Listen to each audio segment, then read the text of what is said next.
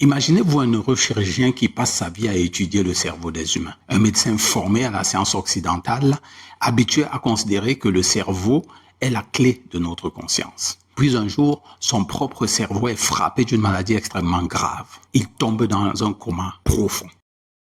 Lorsqu'il revient à lui, il affirme avoir vécu une expérience qui bouleverse complètement sa propre conception de la conscience, de la réalité, de Dieu et de la mort. Ce médecin s'appelle le docteur Ibn Alexander. Et son livre, La preuve du paradis, apporte une lumière sur au moins 3 questions qui devraient nous intéresser, nous particulièrement les Africains. Première question. Et si certaines de nos certitudes étaient simplement des croyances que nous n'avons jamais pris le temps d'examiner?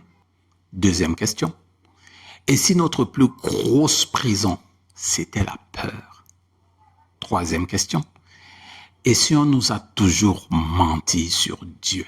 Je suis Didier Maillet, mais je fais des résumés de livres pour donner envie aux Africains de s'auto-éduquer par la lecture afin de stimuler leur esprit critique pour les aider à reprendre la responsabilité individuelle de leur vie et bien sûr à libérer le continent de la pauvreté systémique dans laquelle nous sommes plongés depuis pas mal d'années.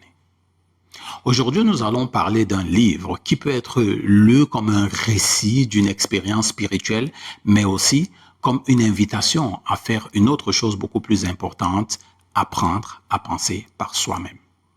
Et c'est cette dimension qui m'intéresse particulièrement, surtout pour nous, les populations africaines, notamment parce que nous avons grandi avec plusieurs systèmes de croyances superposés. Les traditions familiales, des religions importées, l'éducation scolaire, les discours scientifiques, les croyances populaires et les récits mystiques.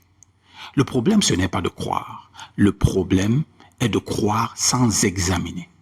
Le problème n'est pas non plus de faire confiance à la science. Le problème apparaît lorsque nous transformons une méthode de connaissance en une idéologie qui prétend déjà connaître les limites de toutes les réalités.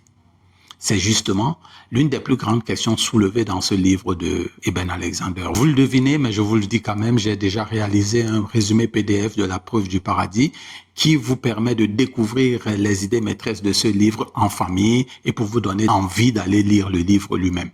Vous pouvez découvrir le lien pour acheter votre résumé dans la description. Commençons donc par la première idée pour répondre à la première question.